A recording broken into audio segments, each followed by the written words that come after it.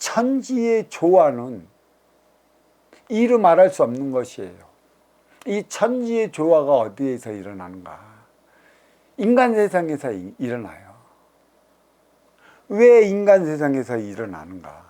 저말라 인간들은 인의 기운이 있어갖고 자기 개성이 넘쳐나요. 또 어떤 애들은 인육의 개성이 있어갖고 인기와 인육이 하나 되어 그 개성을 뽐내며 살아가는 것이죠. 왜 자기 개성, 자기 능력, 자기 실력을 뽐내면서 살아가야 하는 것인가? 나를 위해 주어진 것인가? 이것을 깊이 생각해 봐야 돼요. 나를 위해 주어진 것은 없어요. 내가 그러한 능력을 가졌으면 이 능력을 보기 위해 누가 찾아와요? 많은 인연이 찾아온다는 얘기죠. 왜 그대한테만 그렇게 뛰어난 능력을 주어졌을까? 이 그렇게 뛰어난 능력을 주어진 건 나를 위한 것일까? 왜 내 앞에만 유독 그렇게 많은 인연들이 나를 찾아올까? 내가 무엇이 잘나서? 어떤 이는 그래요. 잘 살고 못 사는 건 복골복이라고 말하는 어떤 인문학자도 있습니다. 통탄할 노릇이죠. 또 어떤 정신적 지도자는 어떤 누군가 물어봤어요.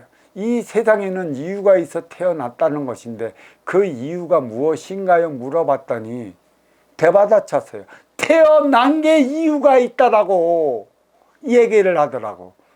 참 윤회를 알면서 그 소임을 다하기 위해 보내진 인간이라 태어난 게 이유라고 얘기를 하는 그 가슴 아픈 현실에 우리는 이 세상에서 살아가야 정을 찾기 위해서 아직까지 정이 무엇인지 모른다는 것입니다.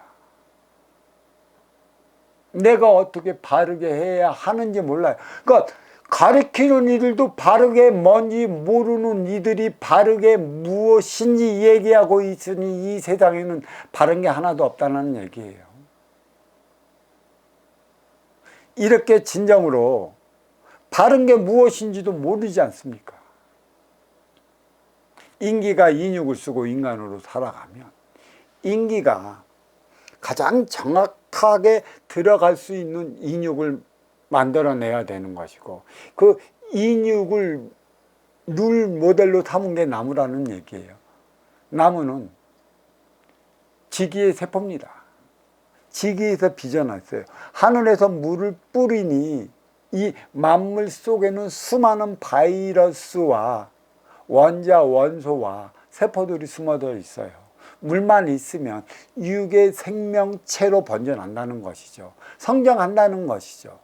근데 모든 육의 생명이 성장하는 것은 접점이 있어요. 임계점이 있어요.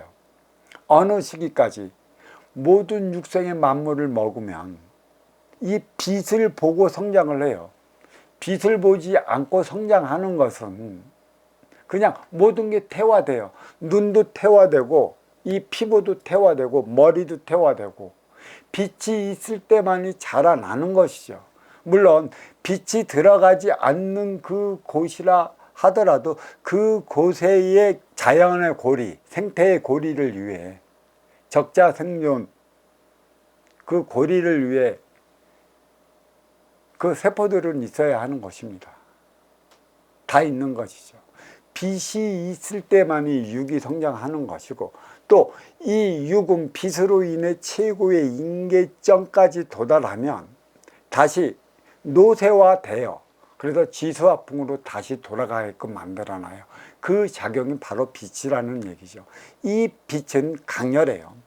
그래서 청춘은 강렬한 겁니다. 성공도 강렬한 거예요.